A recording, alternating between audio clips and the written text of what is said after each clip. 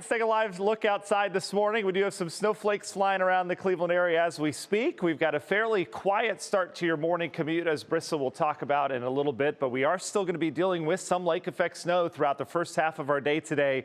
It's like the in-law that just won't leave, right? I love my in-laws, by the way, not personal. And Danita, Dave, and Brissa, I know we're all. Anyway, you get the idea. Weather impact alerts go through noon today for a windy day with that lingering lake snow. Nothing falling over at the I-90 44 exit. This is a Chardon exit. We don't have any snow right now. There is snow close to you, though.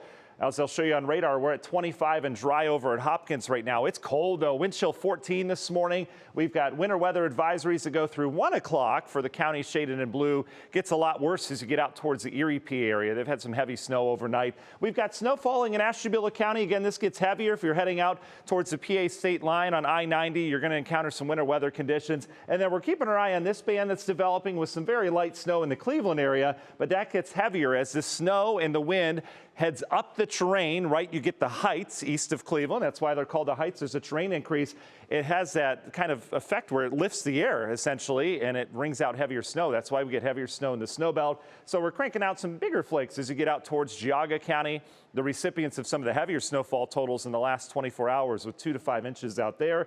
Notice the lake effect continues to go, especially Erie and Ontario. It's shutting down out towards the west, and the reason why, we're starting to shift those winds. So right now we're under the influence of a low pressure, so we still have that northwest wind, but this high pressure is going to take over, and you see those wind barbs there heading out of the southwest. And so that wind direction's everything this time of year. And as we get into the midday and afternoon hours, we're going to shift that wind around to the southwest, and so that will effectively end any lake effect chance here locally as these bands start to churn. And they're starting that churning process now with this band heading through the Cleveland area. Eventually they'll head southwest and get out of here. But we've got this morning to get through first. Temperatures are cold. They're warmest where we have the clouds, but outside of that, most of us, Medina, Worcester, down towards the Mansfield, Canton area, you're all sitting in the low 20s this morning. You throw the wind on top of that, and you know what number we're talking about, that wind chill. It feels more like 10 when the wind blows outside this morning. So our coldest morning of the year so far.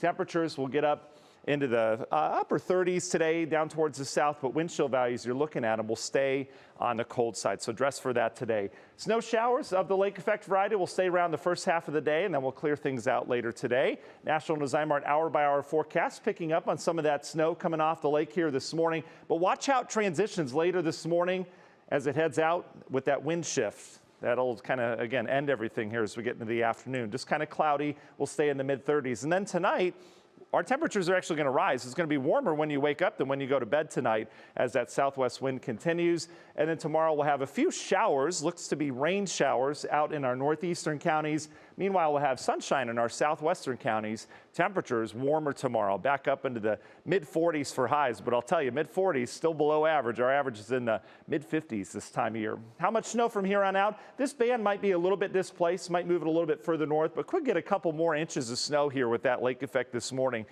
before, again, it winds down. Long Ranger forecast, say goodbye to the cold air. We're going to replace it with a nice ridge of warmth as we get into the weekend. You're going to like it. And then next week, we're kind of dancing around temps in the 40s and 50s. No big cold air intrusions, though. Long Ranger forecast keeps those shower chances the next couple days out towards the northeast. Otherwise, nice and dry till we get towards the weekend. As we do look at the weekend, though, stray showers with a warm front on Saturday, and then a pretty good chance on Sunday. What's changed in the forecast is that rain arrival has kind of sped up on Sunday.